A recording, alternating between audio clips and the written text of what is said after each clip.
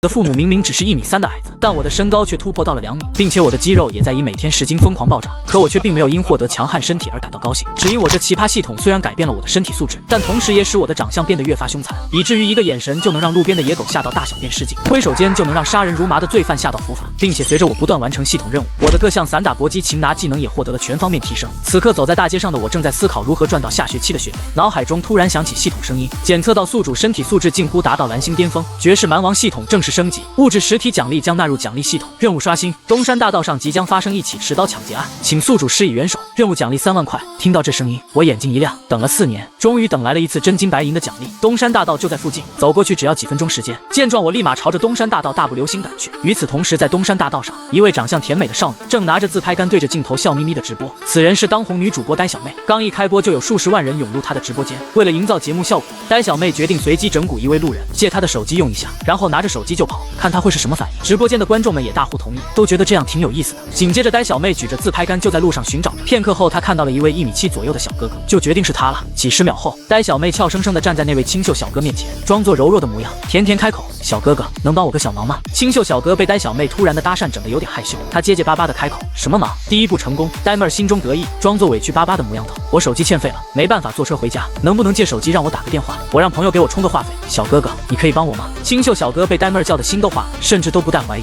没有多问，连忙从口袋中掏出手机，解锁后递给呆妹儿：“小哥哥，谢谢你。”然而呆小妹却一脸带笑的接过手机，将手机放到耳边，同时慢慢走远，然后拔腿就跑。卧槽，抢手机啊！一声怒骂，路人小哥也顾不上什么，奋力追去，可疏于锻炼的他竟然怎么都追不上呆小妹。呆小妹一手举着自拍杆，一手拿着手机，就像吃药了一样跑得飞快。完了完了，铁子们，我感觉小哥哥认真了，我等下会不会被打呀？呆小妹对着镜头搞怪道。直播间的气氛也迅速升温，弹幕不停跳动，各种礼物更是刷刷刷的送个不停。不过她的体力也在飞速下降，但是为了直播间火爆的氛围能够继续下去，呆小妹选择继续往前跑，同时也将注意力都放在了直播间上。就在这时，一声尖叫从呆小妹的喉咙中发出，呆小妹只感觉自己就像撞到大卡车一般，身体被反作用力撞得踉跄倒地。呆小妹一手揉着自己的屁股，一手揉着自己的脑袋，自拍杆和手机都掉落在一旁。碰巧镜头正对着狼狈的呆小妹，呆小妹现在浑身上下像散了架般的难受，不知道是哪个缺心眼的，在人行道上还放个铁板拦着，害得她被撞成这番模样。呆小妹并不觉得自己是撞到人了，毕竟撞到人身上至少还有软软的肉作为缓冲，可刚才撞击时明显是撞到了一个极为坚硬的庞然大物，直到呆小妹被一片阴影逼近眼罩。你没事吧？我看着地上娇小的少女一脸无语。为了做任务，我大步赶来东山大道，双手插在西裤口袋里，一双狠厉的眼睛在东山大道两侧巡视着，时刻准备应对突如其来的持刀抢劫恶性事件。可犯人没有找到，自己先被撞了，虽然我一丁点伤害都没有，反观对方像是出了车祸一样疼痛难忍。于是我走近过去，俯身问道：“居然是人？”呆小妹疑惑的抬头，是一张长相无比凶残的男人脸庞，那双眼满含杀气。呆小妹瞬间身体一震，眼睛瞪得圆圆的，一动都不敢动，连心脏都慢了半拍。好可怕的男人，我该怎么做？美女，你没事吧？我看着她呆不拉几的模样，连话都不回，眉头高高皱起，想伸手把她扶起来。这一幕落在呆小妹的眼中，又是另一番景象。那个浑身肌肉、眼神凶狠的西装暴徒不耐烦了，伸出他那比自己大腿还要粗上1圈的胳膊，他想要揍自己。呆小妹脑海中不禁升起一个念头，自己不会惹上了黑社会大哥吧？想到电视剧中那些个不幸惹到黑社会大哥的无辜少女，没有一个有好下场的，全都是凄凉无比。呆小妹现在也顾不上再直播了，尖叫一声，两手捂住脑袋：“你不要过来呀！”直播间看到这一幕，瞬间炸开了锅。呆妹，你怎么了？是不是那个男的追上来要打你？主播，你别这样，再这样的话我就要报警了。我彻底无语了，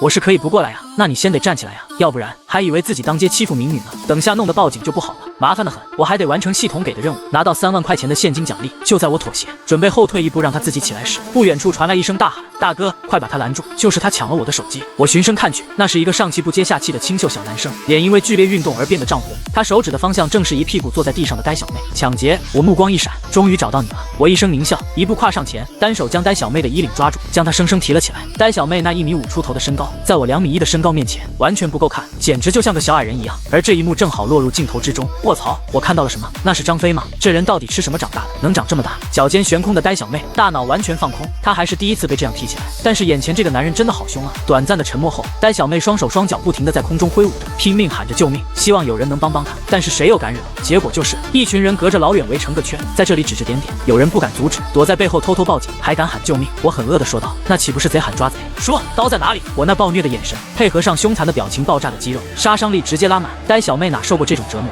她先先是一呆，随后竟哇的一声大哭起来。我知道自己的外表无敌凶残，把这个少女吓哭那纯属正常，但系统任务说得清清楚楚，持刀抢劫，那就证明眼前这个少女并不像所表现出的那么柔弱，在她身上肯定有刀。你不肯说是吧？那就别怪我不客气了。我雷霆般的吼声在呆小妹耳边炸响，呆小妹害怕极了，鼻涕眼泪满脸都是。我没有刀，我不知道你在说什么，求求你不要打我。呆小妹抽泣着，生不起任何反抗的心思。直播间的那些观众们更是没有看到过呆小妹这么惨兮兮的一幕，纷纷为她打抱不平。呆妹你没事吧？兄弟萌老婆被揍了，快报警！可惜现在的呆小妹没有心思看直播间的弹幕，此刻的她眼泪汪汪的看着眼前的西装暴徒，整个人都在瑟瑟发抖。怎么会有人的巴掌比自己的脑袋还大？那隆起的坚硬肌肉分分钟可以将自己瘦弱的脖子给掐断。呆小妹实在是害怕极了，看到她这副模样，我也是心中生疑，这么柔弱的妹纸应该不会持刀抢劫吧？就她这个小身板，就算拿着刀，怕也是分分钟被制服。就在我怒目以视时，那个被抢手机的路人小哥跑了过来，身体虚弱的他喘着粗气，好不容易才追了上来。幸好这个抢手机的小偷被大哥给拦住了。路人小哥扶着墙，刚想感谢大哥，只见一个体态如同熊一样的凶猛男子，正像拎鸡仔一样把那个抢劫的给拎了起来。小哥哥被这一惊，双腿都给吓软了，直接就跪了。我眉毛皱得更高了，怎么一个个的都像个软脚虾一样？喂，小子，是他偷了你的手机？不得已，我主动开口。听到西装暴徒主动找自己搭话，小哥哥浑身剧烈抖动了几下，随即才回过神来。小鸡啄米点头，就是他抢走了我的手机，说着还指着摔在地上的手机。这下人证物证都齐了，你还有什么话好说的？呆小妹一擦鼻涕眼泪，我不是真的抢他的手机，我是一名主播，现在正在户外直播，直播内容是随机整蛊一位路人，不信你去看我的手机，现在还在现场直播呢。被拎在半空中的呆小妹一指地上的自拍杆，这时有路人认出了呆小妹，这不是那个呆小妹吗？大哥，那真的是个主播，你去看看他的手机就知道了。有路人对着我高呼，我也被激起了好奇心，我将呆小妹放下，上前一步把自拍杆拿了起来，点亮屏幕，的确是在直播，人数还不少，足足达到了200多万人，看起来这个妹纸还是个知名的大主播。而直播间的观众看到我暴露在镜头前，纷纷炸开了锅，这就是传说中的狠人吗？隔着屏幕一道眼神就差点把我给吓尿了，我怎么感觉他看人的眼神就像是要把人吃掉一样？看到上面滚动的弹幕一个比一个的害怕，我脸沉了下来。而直播间里的观众们见状又是被吓得一哆嗦，我指着镜头道，谁能证明这是一场整蛊直播？低沉沙哑的嗓音让直播间数百万人毛骨悚然。狠人大哥，我能证明这是一场直播整蛊秀，不信你可以看回放。无数弹幕如流星般闪过，我的确也是看到了很多有利于这妹子的弹幕，看来是自己误会了，这真的只是一场直播而已。我对着镜头露出了一个自认为极为温和的笑容，抱歉，是我弄错了。直播间再次炸开了锅，狠人大哥，你不要这样，你这样我害怕。紧接着我不再看直播间，而是走到呆小妹身边，把自拍杆塞到她的手中。呆小妹是吧？以后少搞这些容易让人误会的事情。然后重重地拍了拍呆小妹的肩膀，傻愣着的呆小妹只感觉到自己像是被绿巨人的拳头捶了几拳一样，肩膀又酸又痛。这时我又想到东山大道上的任务还没做完呢，正准备离开时，突然2名警察赶了过来，别动，就是你，我们是东山派出所民警。一名中年警察带着他的年轻徒弟，当他们看到现场的第一眼，就看到了那个2米多高的巨人，那凶神恶煞的样子，简直就像监狱中无恶不作的犯人一模一样。特别是他身上的纹身，正常人身上哪来的这么恐怖的纹身？我摸了摸自己的头，越发无语。这不是第一次被警察误认为是犯人了，身上的纹身也不是我自己去纹身店纹的，而是完成任务系统的奖励。我心中呐喊，长得凶也犯法吗？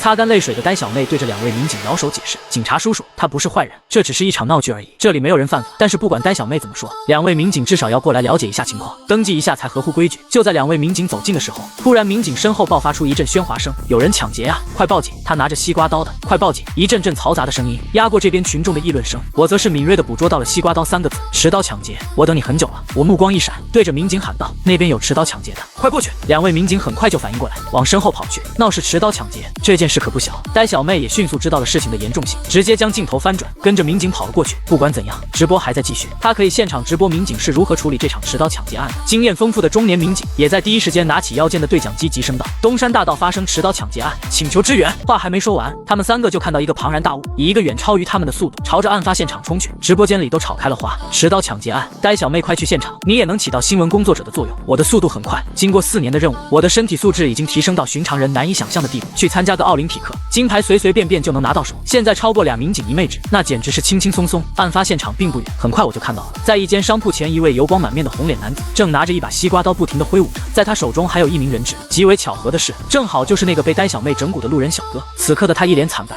脖子上还有一道并不深的血痕。路人小哥现在的心情很复杂，用他的心里话说，就是才出虎口又入狼穴，而且商铺中隐隐还有几道带血的身影躺在地上，生死不知。来晚了一步，我看到这一幕叹了口气。不过以我经过系统强化后的视力来看，商铺中的那几位躺着的伤者至少还在喘气，没有当场被杀。找死！我低喝一声，低沉沙哑的嗓音让身边群众不自觉地离我远点。同时群众们心中生疑，这个人要莽上去吗？就在我准备出手的时候，民警和呆小妹也赶了过来。大哥，不要冲动。呆小妹看到我的举动，鼓起勇气将我给拦住。你这样上去，只会让对方更加激动，万一把对路人小哥造成更大的伤害该怎么办？我可以看到面色苍白、发丝凌乱的呆小妹，此刻的心情绝对是害怕的。但就算她这么害怕，也能做出如此举动，心中不禁高看了呆小妹一眼。两位民警也拦住了我，生怕性子急，一怒之下就冲了上去，和那持刀的嫌疑犯干架，万一造成了更大的伤亡，他们两个也难逃其责。中年民警语重心长地对着我道：“年轻人，不要着急，这件事我们民警会处理好的，你们乖乖待在一边就好。”同时，年轻的民警对着对讲机道：“请求支援，目前嫌疑人手中有人质1名，身后至少有3人生死不知。东山大道139号。”就在民警紧张处理呼叫支援疏散民众时，我面对着这位勇敢拦在自己面前的娇小妹只感到了头疼。随即我走近一步，2米1的身高对于1米5出头的呆小妹来说极具威慑力，但呆小妹紧咬着嘴唇，寸步不让。大哥，虽然我知道你正义感爆棚，但现在莽撞出手只会害了所有人，我也不是不通情达理的人。俯身在呆小妹的耳边低语：“你信不信？只要你能将她的注意力转移片刻，我就能迅速救下人质。”不知为何，呆小妹看到这位西装暴徒一脸严肃的样子，竟然久违的感觉到了一丝安全感。她心中暗想：难道真的像闺蜜说的那样，是我单身太久了，连一个初次见面的陌生人都能给我安全感？竟鬼使神差地说：“我相信你。”呆小妹勇敢点头，看着眼前这位强壮的男子。2位民警忙着疏散群众，等待救援。他们并不擅长和犯罪嫌疑人谈判，而且看这位犯人的情绪非常的不稳定。看到警察凑近，还不知道会发生什么突发事件。突然，民警们听到了一阵喧哗声，回头一看，只见空荡荡的商铺门口出现了一位妙龄少女。虽然她面色苍白，但还是坚定的一步一步缓缓走向商铺门口，走向持刀抢劫的犯罪现场。嫌疑人看到一个手无寸铁的柔弱少女徐徐走近，握着刀的手乱挥：“你想干什么？不想死赶紧滚！”被他手肘卡住脖颈的路人小哥一时难以呼吸，两眼都快翻白了。“不要轻举妄动了，你这丫头怎么这么糊涂？”2位民警也怕引起嫌疑人的情绪波动，不敢上前，只得低声斥责。呆小妹看着明晃晃的西瓜刀，心中也是升起惧意，但一想到身后站着的那位正义感爆棚的壮硕大哥，一想到他对自己坚定的安全保障，呆小妹不怕了。眼前这个嫌疑犯，就算拿着西瓜刀，武力值怕也赶不上正义大哥的一半。呆小妹轻声道：“他都要被你卡得喘不过气来。你认识我吗？我是呆小妹，我愿意用我来交换这位小哥哥。我这么瘦弱，一定不会对你产生任何威胁的。你看，我身上没有任何武器。”呆小妹说着，还将双手摊开，示意自己的确没有带任何武器。自拍杆上的手机也被他提前取了下来，放到了牛仔裤前的口袋中。镜头对准的正是那位持刀抢劫的嫌疑人。直播间的观众们听到呆小妹的话，一阵哗然。直播间的这帮观众都是看热闹不嫌事大的，在直播间里看到这真实的一幕，真是说啥的都有。有的观众担心呆小妹的安危，让呆小妹赶紧下播跑路；有的担心路人小哥的安危，还有甚至都在说这是为了直播的真实性故意搞。反正说什么的都有，整个直播间七嘴八舌的乱成一锅粥。嫌疑犯听到这样说，还是不敢相信，以他以往的经验，这样一个瘦瘦小小的小姑娘，不可能有这么大的胆子。除非这个小姑娘没憋什么好屁，才能这么勇敢的用自己来交换人质。嫌疑人开始怀疑呆小妹是不是有诈，他拿着水果刀指着呆小妹，严厉的呵斥说：“你一个小丫头片子，我凭什么相信你？你不要给我耍什么小心眼，不然我当场就要了她的命！”嫌疑犯愤怒的一边说，一边挥舞着手里的水果刀。路人小哥看着嫌疑犯手中锋利的水果刀，吓得是哇哇大叫，直呼：“大哥不要杀我，有什么事咱们慢慢商量。你是要钱吗？你放开我，我把我所有值钱的东西都给你，行吗？”嫌疑犯听着路人小哥絮絮叨叨的说个没完，恶狠狠道：“你给我闭嘴，不要耍什么小心眼，不然我就一刀毙了你！”说完这话，嫌疑犯那架着水果刀的胳膊更加用劲，直戳戳的逼着路人小哥脖子。路人小哥的脸被吓得煞白，没有再敢去动一下。路人小哥无奈只能向呆小妹投去了求救的眼光。呆小妹看着被吓傻的路人小哥，赶紧对嫌疑犯说：“你不用这么紧张嘛，我就是一个什么都没有的主播，你不是都看见了吗？我什么都没有呀，你还有什么不放心的？你放了他，我给你当人质。”嫌疑犯看着执着的呆小妹，真的是很无奈。如果一直这样僵持着也不行，这样拖得越久对他也没有什么好处。嫌疑犯用水果刀指着呆小妹，大声地说：“小丫头，你不要耍什么花样！”举起手慢慢的走过来。呆小妹举着手慢慢的走了过去，嫌疑犯手中一个很快的动作就将他们两个交换了过来。警察看着眼前的这一切，真的很佩服呆小妹，他们不敢相信这样一个小丫头竟然有如此的大胆子。看着被挟持的呆小妹，警察既佩服呆小妹的胆量，又担心呆小妹的安危，但是他们没有办法，他们不能盲目的行事，只能稳住嫌疑犯的情绪，不然呆小妹就更加危险了。警察看着眼前这一切，只能等着救援人员的赶到。时间一分一秒就这样过着，嫌疑犯的情绪也是越来越激动，所有人都是捏紧了拳头。终于救援人员赶到了，警察朝着嫌疑人员喊道：“嫌疑人员听着，赶紧放了人质，我们将对你从轻处罚，如果拒不服从，将严惩不贷。”听着警察的喊话，嫌疑犯丝毫不为所动。时间滴答滴答，1个小时过去了，警察与嫌疑人还是周旋的无果。警察考虑到呆小妹的体力可能支撑不了多久，便只能与嫌疑犯摊牌，步步紧逼。嫌疑犯被逼急了，他搂着呆小妹，朝着一个黑黢黢的房间走去。这个房间漆黑无比，没有光线，呆小妹的直播间直接黑了。直播间的观众都开始害怕了，刚才的现场直播现在变得黑压压一片，有的观众更加担心呆小妹的安危，尤其是呆小妹的宠粉们，他们是紧张的，大气都不敢出。呆小妹被带到黑黢黢的破房子里，她也开始害怕了，开始不断自己给自己加油打气，她必须想办法分散嫌疑犯的注意力，给自己拖延时间。大哥，这屋子是干什么的？这里面咋这么黑？呆小妹声音弱弱的说道。嫌疑犯简单粗暴的回道：“闭嘴，少说话，不然后果会怎么样？我也不能能担保。呆小妹没有理会嫌疑犯所说的，因为她知道在这个小黑屋里面，嫌疑犯不能把她怎么样。大哥，你为什么会走上这条路？呆小妹还是喋喋不休地说着。虽然在这个小黑屋里，嫌疑犯不能把她怎么样，但是呆小妹还是心里紧张的要命。呆小妹用说话的这种方式来减轻自己的紧张感。她不能确定警察和她身后的正义大哥多会能来救她。你咋这么多问题？不要这么多废话，我的事情和你无关。嫌疑犯不耐烦地说。直播的观众听到这么淡定的呆小萌，对呆小妹有了重新的认识，整个直播间又开始热闹起来了。呆小妹，你是我的偶像。但是呆小妹看不到这些为她加油打气的观众，她现在希望赶紧有人来救她。就在这时，她的巨人正义大哥从小黑屋里挤了进来。我的出现让呆小妹看到了希望，她整个人都兴奋起来了。只不过我的出场有点尴尬，这个高2.1米的巨型大人物进入小黑屋真的有些困难。我弯着腰，好不容易挤了进去，而嫌疑犯看着一个高大威猛的黑影走了进来，被吓傻了。以他的身形要和这个高大魁梧的身形打斗，他必死无疑。嫌疑犯的两腿有些发软，有点站不稳了。他开始质问起来：“你是什么人？是不是和我是一路人？想分一杯羹？”听到这话的我笑出了声，这笑声让嫌疑人更加紧张。你笑什么呀？有什么好笑的？嫌疑犯有点结巴地问着我。我笑什么？你不明白吗？你觉得你说的话不可笑吗？我为什么要和你一路人呢？你这种工作很光荣吗？我握紧拳头朝着他步步紧逼。嫌疑犯有点招架不住了，往后退了几步，同时一不小心碰到了墙上的开关，整个小黑屋全都亮了起来。嫌疑犯看到眼前这个高大威猛的人，两腿都开始发抖了。看着眼前这个男人高大的身体和身上的纹身，他真的被震惊了。他不敢相信眼前这一切，他的眼前站了一个什么样的男人，他是一无所知。看到身上的纹身，他只感觉这男人不简单。他那强硬的态度慢慢开始软了下来。而这时的直播间随着灯亮了起来，人气迅速飙升。西装暴徒惩恶扬善大战嫌疑犯的事件迅速上的热搜榜。只是呆小妹没有看到这样热闹的场面，她被嫌疑犯挟持着没办法动弹。我看着气都快喘不上来的呆小妹，她平时那种蛮狠劲荡然无存，越看越觉得可怜。呆小妹这种可怜样我还是第一次见，莫名其妙我有点心疼呆小妹。我赶紧打断了自己的这种想法。怎么样，咱俩好好谈谈。我一字一句的说出这句话，这样做也是分散嫌疑犯的注意力，趁其不备把呆小妹从嫌疑犯手中解救出来。我在说这话时给了呆小妹一点小小的暗示，当然呆小妹一看就明白我的意思，只是这个小动作嫌疑犯并没有发现。他现在可是精神处于高度紧张的状态，这些细微的小动作他发现不了。高度紧张的嫌疑犯被我猛戳戳的这句话吓得心里是咯噔一下。果然，我趁嫌疑犯这1秒钟的走神，快速把水果刀一把夺了过来，嫌疑犯就直接愣住了。而当他回过神时，水果刀已经在我的手中。我现在什么都不想跟你谈，你放了他我就饶过你，不然后果你是知道的。但嫌疑犯依旧死性不改，凭什么你说什么就是什么？我就不放你能把我怎么样？嫌疑犯的气势弱了很多，那你就别怪我不客气了。说着我一个旋风腿把嫌疑犯打倒在地，我趁机一把将呆小妹从嫌疑犯手中拉了过来。然而嫌疑犯还处于懵逼的状态，紧接着我一把从后背提起了趴在地上的嫌疑犯，将其死死地捏在自己的手里，就这样轻轻松松地将嫌疑犯给制服了。直播间的观众们看到这一幕简直被惊呆了，就这么简单的救下了呆小妹。随后直播间观众们就开始疯狂地感谢我，同时呆小妹也被我刚才的动作帅到了，她呆呆地盯着我，开始各种脑补。一阵急促的脚步声传了过来，呆小妹被这一阵脚步声拉回了现实，她赶紧朝外望了过去，原来是警察和救援人员来赶过来了。呆小妹找回了身体主动权之后，第一时间就是拿回自己的手机。她清楚自己的手机现在一直都处于直播状态，刚刚房间亮了起来，她直播间的铁子们一定是看到了事情的全部过程。呆小妹暗地里活动了一下胳膊，心说这次可真是赚大了。现在因为我救了自己的事情已经上了热搜，她直播间的关注度已经算是同时间段里面人气最高的，而且除了那几个说风凉话的，几乎没有任何差评。这是呆小妹做直播以来最好的收益了。平台的打赏让她下个月的吃穿都不用发愁。呆小妹把镜头对准自己之后，决定借着这个机会再接再厉，争取把自己一举打造成一个几千万粉丝的超级网红。弹幕里面的不少人看到呆小妹之后都询问说，情况怎么样了？有没有受伤？现场到底是什么情况？呆小妹看着自己直播间5-6分钟的功夫，又直接进来了30-40万人，心里面简直乐开了花，立刻举着自己刚刚被嫌疑人掐红了的手腕，一边跟粉丝们分享刚刚的经历。家人们，你们知道刚才的情况有多危险吗？我差一点就要被那个歹徒毁尸灭迹了，你们说我这算不算是大难不死必有后福？大家也是纷纷心疼呆小妹，而旁边的歹徒挣扎了一下，直接被我用绝对的压制力量压在地上。呆小妹的目光看过去，看到这个见义勇为的大高个还在陪着自己一起等警察过来，心里面对我的态度也有所改变，也就是个子高了一点，长得有点吓人，但其实这个人并不坏，甚至恰恰相反，还非常的好心。这次如果没有他的话，自己也不可能这么快就脱离了嫌疑人的控制，也不可能这么顺利脱险。不过现在我手底下控制着一个随时有可能暴走的危险分子，所以呆小妹只是在旁边小心的拍了几张照片给粉丝们看，并没有大张旗鼓的过去，以免再次发生其他的危险。外面慢慢传来了执法人员的脚步声，呆小妹松了一口气，直到现在情况已经彻底稳定了下来，于是也不再控制，直接把自己直播的摄像头对准了我。我看到这么大一个摄像头对准自己的时候，还吓了一跳，不知道是什么情况，愣愣的问了一句，怎么回事？